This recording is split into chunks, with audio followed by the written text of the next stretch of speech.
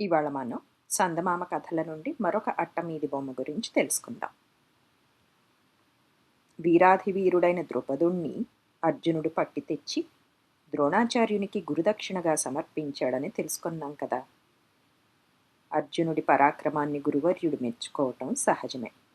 కానీ విడ్డూరమేమిటంటే అర్జునుని వల్ల ఓటమి పొంది పరాభవింపబడిన ద్రుపదుడే అతనిని ఎంతగానో మెచ్చుకొన్నాడు.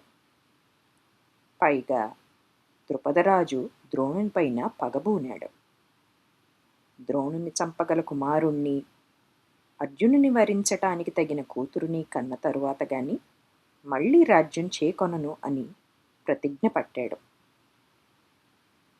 గంగా తీరాన ఉన్న ఋషులకు తన ప్రతిజ్ఞ వెల్లడించగానే వారు పుత్రకామేష్టి యాగం చేయమని సలహా ఇచ్చారు.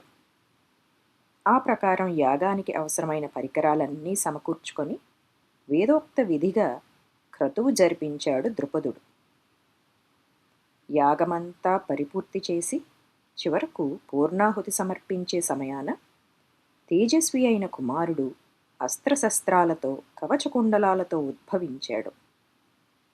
అప్పుడు అశరీరవాణి, రాజా, వీడే నీవు కోరుకున్న కుమారుడు దృష్టద్యుమ్నుడు అని పలికింది.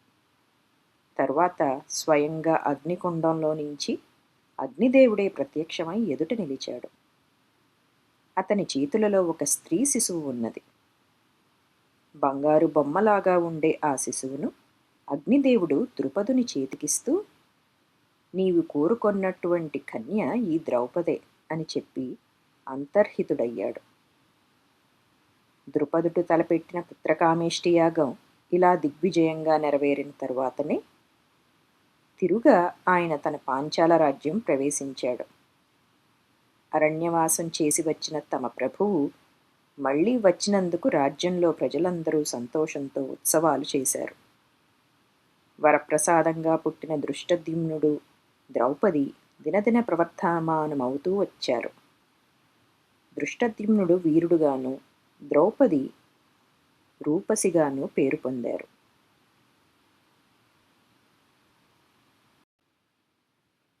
ఇదండి వాటి మన కథ. మళ్ళీ ఇంకొక కొత్త కథతో మీ ముందుంటాం. అంతవరకు సెలవు మరి.